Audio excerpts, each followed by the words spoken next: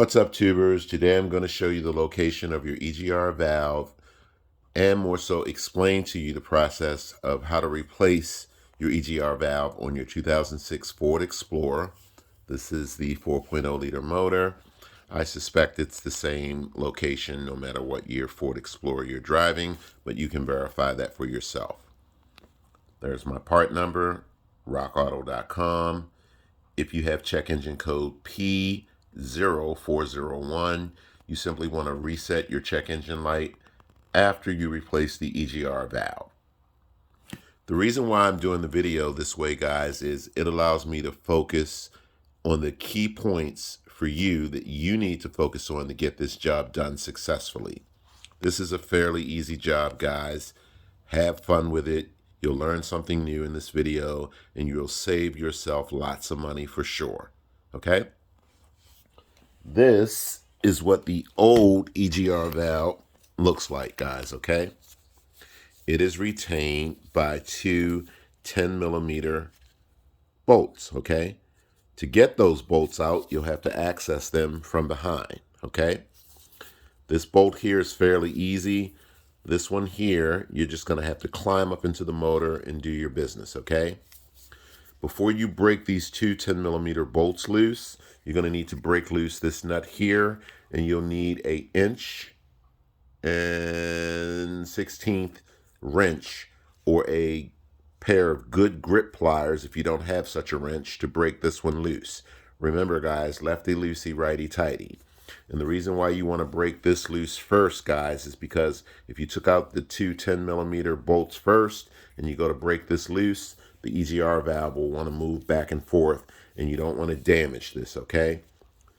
Once you do remove this nut here, these two retaining bolts, how do you get the EGR valve out, guys?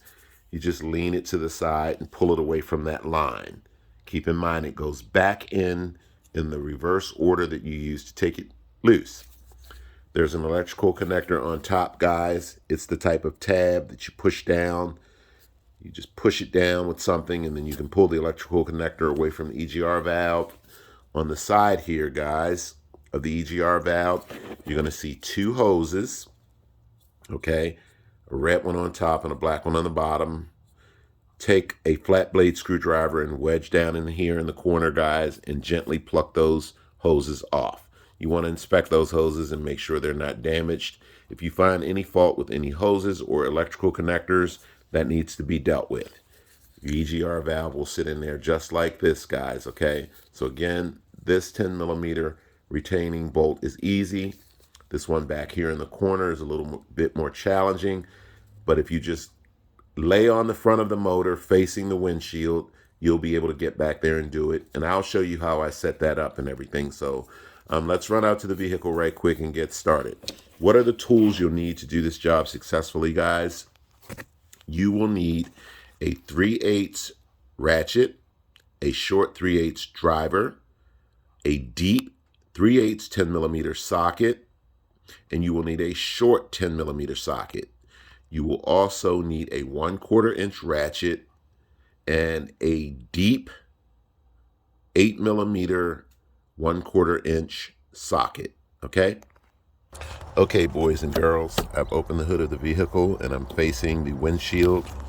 There's my alternator, come straight in the back. There's my EGR valve, okay? What do you need to do to start this job, guys? Okay. Your MAP sensor, or I'm sorry, your mass airflow sensor. Grab this little red tab, pull it back. You can push down on the tab and then pull it away. Okay. The next thing you want to do is go in the back, oil filter, cap, break loose that 8-millimeter bolt. Then go down here to your airbox, guys. Clips, just grab them and pull them. And then you can pull out the entire airbox. Oops. One more thing, guys, before you pull the airbox out. This green clip here, push it up, and then you can safely pull that hose away from the airbox. You want to examine it, make sure it's not busted up or anything of that nature. The next thing you want to do, guys, is this little red tab here, pull it towards you, and then inside of there you want to take something and push down to pull the electrical connector. This one's broken, but typically you would push down on the tab and pull this away from the throttle body. Okay, you'll go straight in the back, guys, and you'll see another one right there. You don't need to disconnect that one. You can just leave that one in place. So over your oil cap, past the one we disconnected, straight in the back. That one right there, you don't need to disconnect. There are 4 8mm bolts you'll need to break loose around the throttle body, guys. One there, one down there, one in the corner down there, and then there's another right there, guys. Okay, that's a long stud, guys, with a double nut on it. The first nut up front, guys, it is a 10mm nut. You'll need to remove that because that's what holds this wiring harness in place. Once you remove that 10mm nut, behind it is a longer stud. As you see, part of the stud sticking out, it's an 8mm stud that you'll need to remove. So keep in mind, just remember that. 8mm, 8mm, 8mm, 10mm up front, and behind it is a 8mm stud. So let's go ahead and remove those. When you take the throttle body out, pay attention to how the gasket back here sits in there, because you want to make sure you put it back in, especially if it falls out. So I wanted you guys to see that 10mm nut up front right there, and then you want to remove this harness holder, just pull it off, and then you'll notice back there that's an 8mm stud that you'll need to break loose. And then once you remove all 4 8mm bolts and studs, the throttle body will fall out of place. Okay guys, remember I told you that you really didn't need to disconnect this electrical connector, because you can just let this sit right there for the most part. Again, pay attention to how the throttle body gasket is sitting in there. The longer parts are on the bottom, the shorter parts are on top, and there are little grooves on the side of the throttle body. See those holes on the right? And there's another hole up top on the left. Those little nipples are designed to grab into those, so just make sure you pay attention to how that comes out. So now that your throttle body is out, guys, you want to disconnect that electrical connector there. It is the type of electrical connector where you just push down on the pin or the head, and then you can pull the electrical connector away from the EGR valve. Okay, then there are your rubber boots that I spoke of right there. Take a flat blade screwdriver and slowly pluck those off. Remember, the red one goes on top. Just make sure that everything you take apart back here goes back together in the reverse order that you're going to use to take it apart. The next thing you want to do is break loose this nut here, guys, and again, it is a 1/16 inch wrench that you will need. If you do not have such a wrench, a good pair of grip pliers will suffice. If you find that that nut is hard to come off, guys, get some PB Blast and spray back there. And remember that when you put everything back together and start the motor up, if you see a little bit of smoke, guys, it's nothing more than the PB Blast burning up on the engine or the exhaust when you sprayed it. That'll go away momentarily. So you want to break that loose first. Remember, guys, lefty loosey, righty tighty, and take your time. Once you have that broke loose, guys, then the only thing left to do with that line removed, that electrical connector disconnected, is go back there. Okay, you want to go back there, and there's your first 10 millimeter retaining bolt that you'll need to remove. Okay, on the other side of this is your other 10 millimeter retaining bolt. This one here is really easy to get to, guys. The other one, you're going to have to climb up into the engine head first and just handle your business. Okay, I wanted you guys to see how I approach this bolt here. 3/8 ratchet, short 10 millimeter socket. To loosen it, guys, you want to raise the ratchet up towards the hood, and of course to tighten it the other direction.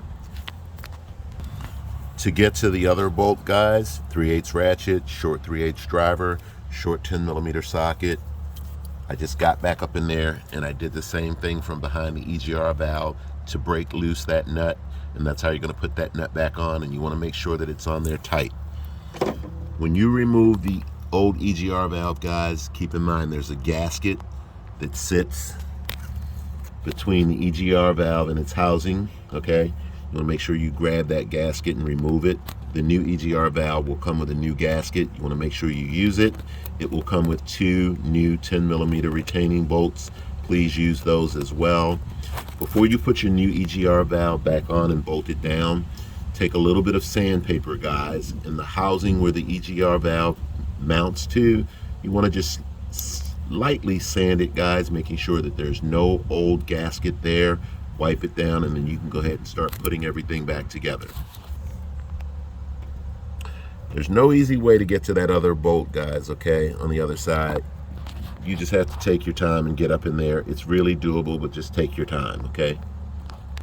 Okay, guys, I wanted to show you that 8mm bolt is back in. That 8mm bolt is back in. Okay? That 8mm bolt is back in. That stud is back on. And now you need to make sure you put the housing back on it. But before you put all this stuff back together, you want to make sure that that nut is on nice and tight. Again, guys, don't go overboard with it because you don't want to crack anything, but it must be on tight. Okay?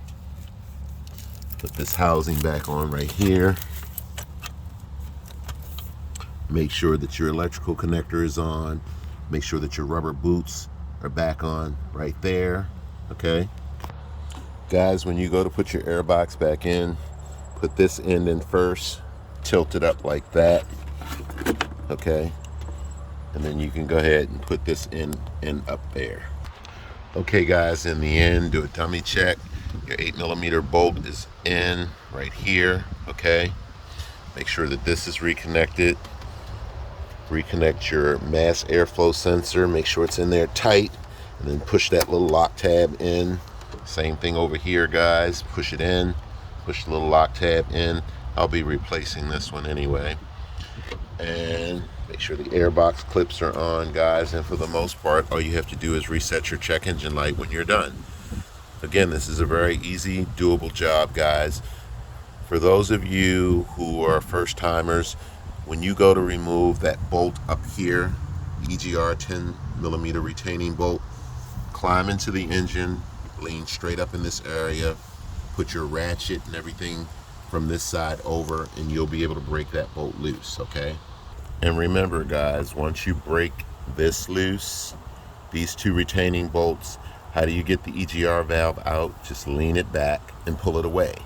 To get it in, lean it back, pull it towards that bolt, and then rotate it forward, bolt it down, and then you can put this piece in. Again, I cannot stress this enough. You want this to be tight, but don't go overboard because you don't want to crack or break anything. And for the most part, guys, that's it. Once you reset your check engine light, you're good to go. I enjoy doing the video this way because it allows me to focus on all the key points to help folks. Thanks for watching, guys, and catch you next time.